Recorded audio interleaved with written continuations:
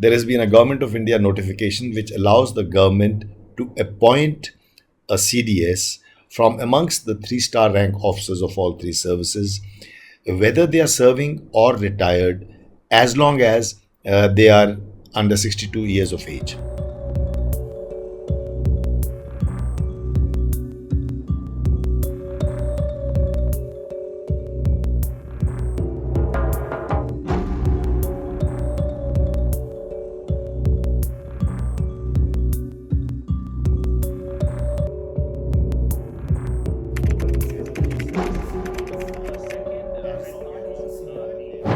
So I think the decision by the government to expand the pool of eligible officers for the post of CDS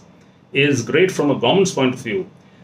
because it enlarges the decision maker's choice in making this very critical appointment. But I think purely from a practical and institutional point of view, this is deemed a bit problematic.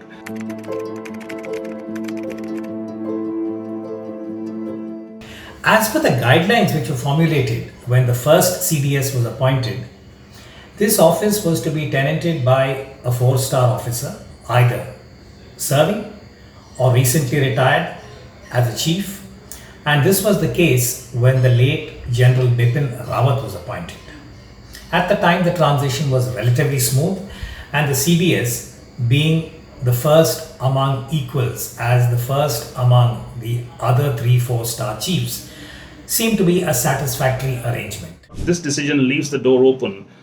for an officer that's junior to the service chiefs to supersede them and become the CDS, and that for a hierarchy-conscious military is a bit disquieting. It also merits repetition that whoever is selected at 3-star would at best have been the equivalent of an army commander or equivalent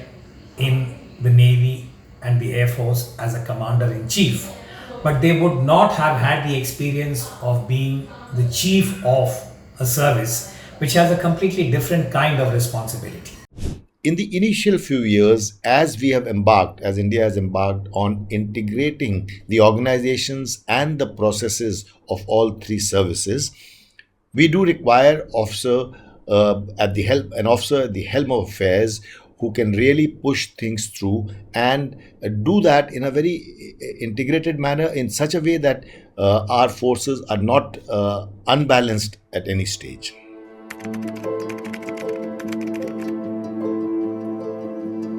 From the perspective of operational integration and jointmanship, again, this does raise some questions, because the CDS must be able to command the heft and the authority to get the backing of the service chiefs in making some very crucial decisions when it comes to creating that integration within the services. And we do know that the services have had some differences between them over this very important question of how should we all come together and fight in a seamless, integrated way. While the need to review and rewire India's higher defense management is imperative, there may be a case to make haste slowly. More so when the challenges to national security are currently both dynamic and complex. When it comes to capability creation, which is the CDS's other big mandate, also there are likely to be some problems. This inter-se prioritization of needs, of equipment, of weaponry, of reducing redundancy, all of this also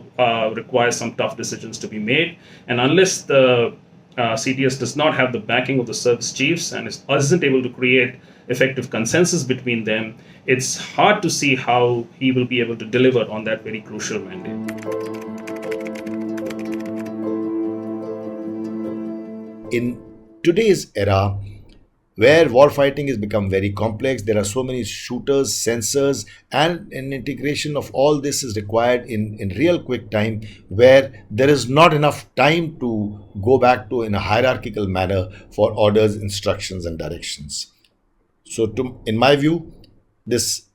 notification is a good step, and let's hope the government appoints a CDS very soon, which is a crying need of the hour. So all in all, I think this is a good decision from the government's point of view, because it seems that They may have